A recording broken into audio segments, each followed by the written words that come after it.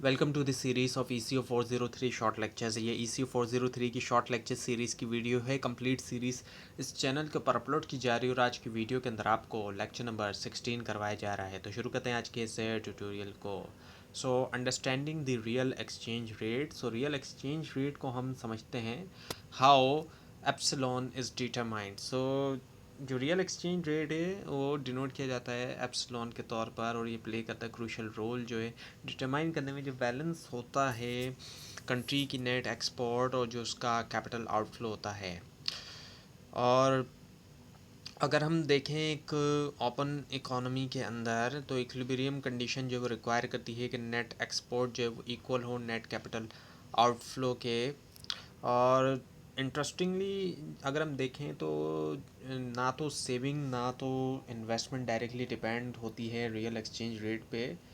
और इसके मुकाबले में ये होता है कि जो एप्सिलॉन होता है ये एडजस्ट करता है ख़ुद को इंश्योर करने के लिए कि इक्वालिटी जो है वो होल्ड रहे। और जब एप्सिलॉन चेंज होता है ये इन्फ्लुएंस करता है रिलेटिव प्राइस जो होते हैं डोमेस्टिक और फॉरेन गुड्स के, और इसी तरह से जो है वो अफेक्ट करते हुए डिमांड जो होती है एक्सपोर्ट्स और इंपोर्ट के लिए। हायर एप्सिलॉन जो होता है बनाता है डोमेस्टिक गुड्स को ज़्यादा एक्सपेंसिव फॉरेन गुड्स के मुकाबले में, और रिड्यूस होना एक्सपोर्ट का और इंक्रीज़ होना इंपोर्ट का, जो कि फिर कर देता है नेट एक्सपोर्ट को कम।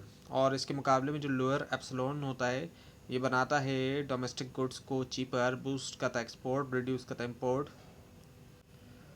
और उसी से फिर बढ़ता है नेट एक्सपोर्ट। ये जो सेल्फ एडजस्टिंग मैकेनिज्म इंश्योर करता है economy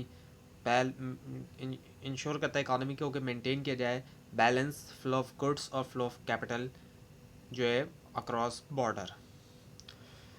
now the foreign exchange market dynamics. Supply and demand in foreign exchange markets.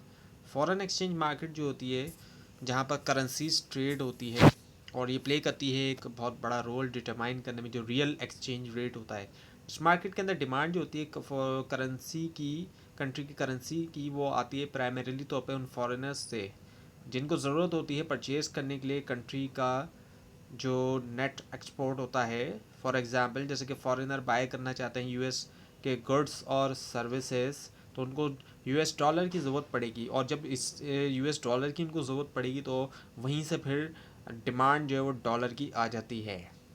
और दूसरी तरफ अगर हम देखें सप्लाई की साइड की तरफ हम देखें तो जो नेट कैपिटल आउटफ्लो होता है रिप्रेजेंट करता है अमाउंट जो है डोमेस्टिक करेंसी जो कि सप्लाई की गई इन्वेस्टेड जो कि हुई अब्रॉड। जब डोमेस्टिक इन्वेस्टर चाहते हैं इन्वेस्ट करना फॉरेन एसेट में, वो सप्लाई करते हैं उनकी करेंसी एक्सचेंज के अंदर फॉरेन करेंसीज के लिए, और ये जो इंट्रैक्शन होता है डिमांड और सप्लाई के दरमियान डिटरमाइन करता है इक्विलिब्रियम रियल एक्सचेंज रेट। और अगर डिमांड जो डोमेस्टिक करेंसी के लिए बढ़ती है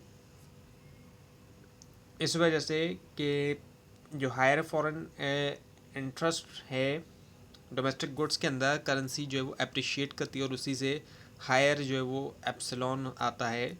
और इसके मुकाबले में अगर डोमेस्टिक इन्वेस्टर इंक्रीज़ करते हैं उनकी इन्वेस्टमेंट अब्रॉड, जो सप्लाई होती है डोमेस्टिक करेंसी की वो राइज होती है और पोटेंशियली डिप्रिशिएट करती करेंसी, और लो हो जाता है एप्सिलॉन। और ये डायनामिक इंश्योर करता है कि करेंसी की जो वैल्यू है वो रिफ्लेक्ट करे अंडरलाइंग इकोनॉमिक एक्टिविटीज़ और जो कैपिटल फ्लो होते हैं उनको। Now the net export and exchange rate relationships. जो नेट एक्सपोर्ट फंक्शन है ये हमें बताता है इन्वर्स रिलेशनशिप जो है नेट एक्सपोर्ट के दरमियान और जो रियल एक्सचेंज रेट है यानी कि जो एप्सिलॉन है। अब जैसे ही एप्सिलॉन बढ़ता है तो जो डोमेस्टिक गुड्स हैं वो ज़्यादा बन जाते हैं एक्सपेंसिव फॉरेन गुड्स के मुकाबले में, और उससे जो है वो डिक्रीज़ होता है एक्सपोर्ट और इंक्रीज़ होता है इंपोर्ट, और नतीजा निकलता है नेट एक्सपोर्ट की डिक्लाइन के अंदर। इसके मुकाबले में अगर एप्सिलॉन बढ़ता है डिक्रीज़ होता है तो डोमेस्टिक गुड्स चीपर बन जाते हैं और बूस्ट होती है एक्सपोर्ट और रिड्यूस होती है इंपोर्ट, और इसी वजह से नेट एक्सपोर्ट के अंदर इजाफा होता है। अब ये फंक्शन क्रिटिकल होता है अंडरस्टैंड करने में कि कैसे एक्सचेंज रेट मूवमेंट इम्पैक्ट करती है कंट्री की ट्रेड बैलेंस, और ये हाईलाइट भी करता है सेंसिटिविटी जो होती है नेट एक्सपोर्ट टू चेंजेस की नेट एक्सपोर्ट की हम अगर देखें चेंजेस के हवाले से रिलेटिव प्राइसेस में जो कि इन्फ्लुएंस होते हैं रियल एक्सचेंज रेट से। सो पॉलिसी मेकर और जो इकोनॉमिस्ट होते हैं यूज़ करते हैं इस फंक्शन को ताकि प्रिडिक्ट करें इफेक्ट जो है वो एक्सचेंज रेट फ्लक्चुएशन के जो होते हैं ट्रेड के ऊपर, और डिज़ाइन करें अप्रोप्रिएट फिजिकल और मॉनेटरी पॉलिसी। और ये इन्वर्स नेचर रिलेशनशिप के अंडरस्टोर करती है इंपॉर्टेंस मेंटेन करने के लिए स्टेबल एक्सचेंज रेट, ताकि इंश्योर कर बैलेंस ट्रेड इन्वायरमेंट और अवॉइड करे एक्सेसिव वॉलेटिलिटी जो है नेट एक्सपोर्ट्स के अंदर। So now the economic experiments and there impact. So 4 economic experiments.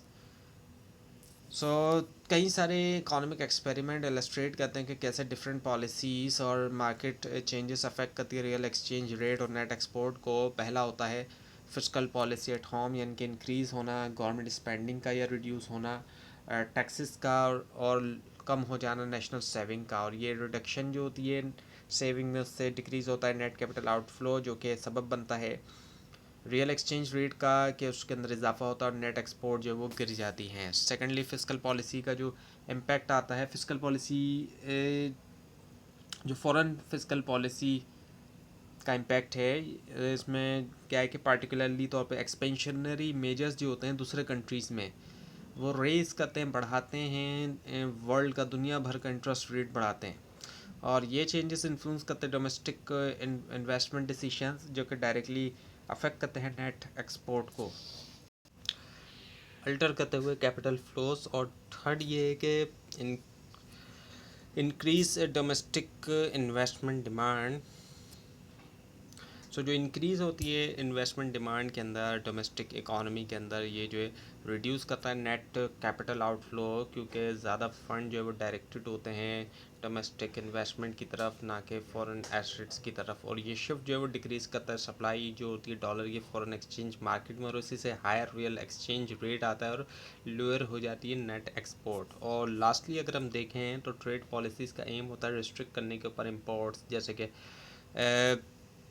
Import restrictions जो है, जैसे कि इंपोर्ट कोटा हो गया, शिफ्ट किया जाए डिमांड जो है डोमेस्टिक करेंसी की राइट की तरफ। और ये जो इंक्रीज़ होता है डिमांड का ये बढ़ाता है रियल एक्सचेंज रेट जो कि बना रहा होता है डोमेस्टिक गुड्स को ज़्यादा एक्सपेंसिव, और रिड्यूस कर रहा होता है नेट एक्सपोर्ट। तो ये थी आज की वीडियो, आज का ट्यूटोरियल। आपको इस बारे में कोई क्वेश्चन हो, ख़ासतौर पर इसमें कोई मिस्टेक दिखाई दे ज़रूर हाईलाइट कीजिए, और इस पूरी सीरीज़ को देखने के लिए और एग्ज़ाम्स की प्रिपरेशन के लिए इस चैनल को सब्सक्राइब कीजिए, बेल आइकन के ऊपर क्लिक कीजिए। Thanks for watching this video and best of luck.